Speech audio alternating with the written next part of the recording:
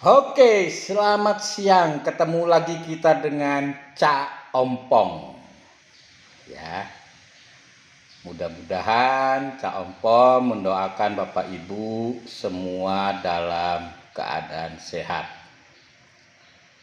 Nah, kita mau lanjutkan pokok bahasan mengenai kekisruhan keputusan IDI perihal kode etik. Ya, jadi setelah diambil keputusan, ya dunia maya dan diskusi rame membahas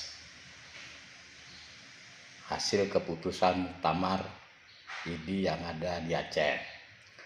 Jadi kalau kita amati baik-baik, ya sebetulnya apa yang tampak ya pada keputusan tersebut itu seperti teori gunung es. Jadi kalau kita amati baik-baik, ya hasil keputusan itu hanya menyangkut masalah kode etik. Nah, kode etik itu kalau diterjemahkan adalah promosi diri yang berlebihan, menarik biaya yang besar, dan lain sebagainya. Jadi sebetulnya ya sangat luas sekali arti daripada kode etik itu, sehingga apa yang dipahami masyarakat tentu tidak sama dengan apa yang dipahami oleh Ikatan Dokter Indonesia. Nah, saya menggunakan teori gunung es atau yang sering disebut dengan iceberg teori. Jadi adalah permukaan gumpalan gunung es yang ada di tengah laut.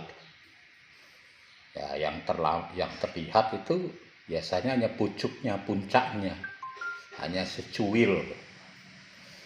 Nah, kalau kita orang awam melihatnya hanya kode etik, ya seperti yang disampaikan Ikatan Dokter Indonesia. Tapi sesungguhnya dan sejujurnya permasalahannya itu bukan itu saja. Ya, jadi ada hal yang sangat tersembunyi. Justru kalau kita mau buat presentasi, apa yang tampak itu hanya 15%. Sementara badan gunung es itu tertanam di air dan itu ya sekitar 85%. Jadi ada yang banyak disembunyikan di situ. Nah, seperti pemahaman terhadap uji klinis dan uji akademis. Nah, ini orang awam kan tidak paham apa itu uji klinis, apa itu uji akademis. Ya kan? Sementara Ikatan Dokter Indonesia itu perlu uji klinis. Nah, sementara dari Pak Terawan itu sudah dilakukan uji akademis. Nah, seperti tidak ketemu gitu. Apa sih itu? Ya kan? Kalau toh itu ada permasalahannya, nah tentunya Ikatan Dokter Indonesia lah yang memfasilitasi agar apa yang ditemukan oleh Pak Dr. Terawan bisa dilakukan uji klinis. Jadi semacam menjembatani lah. Kalau memang ada kesulitan di satu sisi, mungkin Ikatan Dokter Indonesia bisa membantu. Jadi di sini ada terjadi kolaborasi, dan itulah gunanya Ikatan Dokter Indonesia itu melakukan pembinaan terhadap dokter-dokter yang ada di organisasi keprofesian tersebut. Jadi bukan mana uji klinisnya lalu dibiarkan. Ya di sini tetap mempertahankan ini sudah juga akademis, jadi tidak ketemu gitu loh. Nah itu jadi perdebatan bodoh kan. Jadi orang awam melihatnya ada apa sih gitu. Nah, itu satu mengenai uji klinis. Lalu ya orang awam banyak melihat ini semacam ada rebutan lahan profesi. Ya bisa saja. Ya orang awam lagi kan menilai gitu kan, oh ini jangan-jangan ada rebutan lahan profesi atau persaingan antar dokter dan lain sebagainya. Atau juga mungkin rebutan pasien, ya kita nggak tahu kan. Nah, diharapkan Ikatan Dokter Indonesia itu jujurlah sejujur-jujurnya. Ada apa sih? Kan gitu. Nah, belum lagi ada isu berkembang, oh ini adalah permainan mafia obat dan lain sebagainya. Nah, ada iri hati, ada kebencian, ya kan? Nah, lantas ada seolah-olah seperti penggunaan kekuasaan yang berlebihan.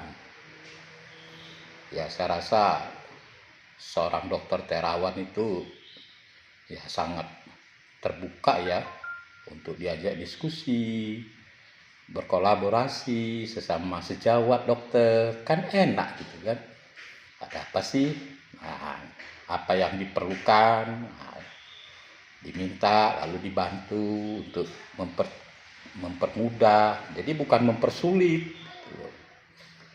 Nah, jadi orang awam melihat itu ada penggunaan kekuasaan yang luar biasa. Iya kan?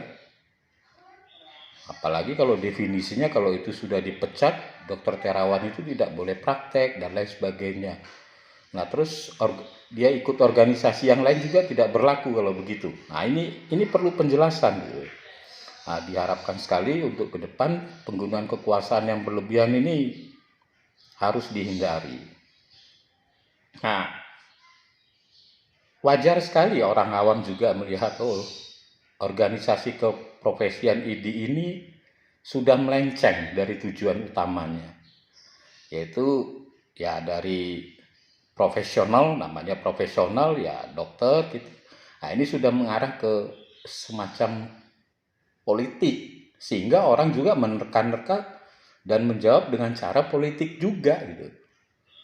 Nah, belum lagi ya ditengarai ya mudah-mudahan tidak benar ya, mudah-mudahan sekali lagi tidak benar gitu.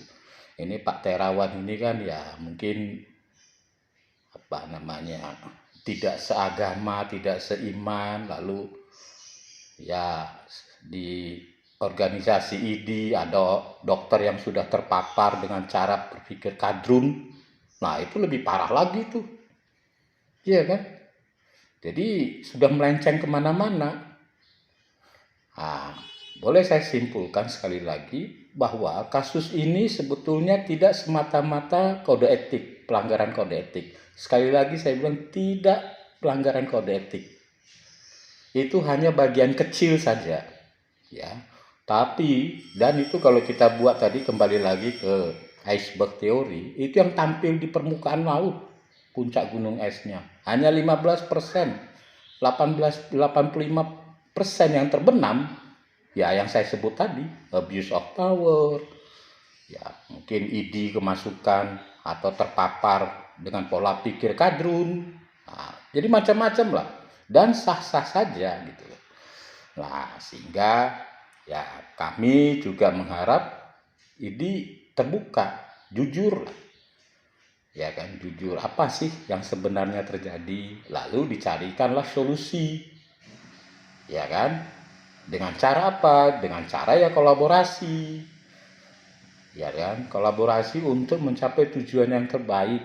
Jadi jangan ada persaingan antara dokter terawan dan oknum ID atau iri hati, ya kan?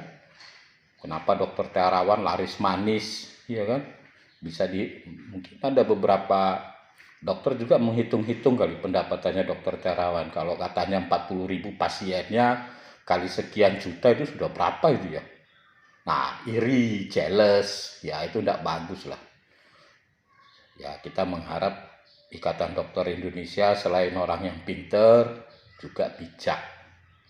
Itu yang sangat diperlukan. Ya, sekali lagi jujurlah, terbuka, kolaborasi. Demikian saran dari Cak Ompong. Kita ketemu lagi. Thank you.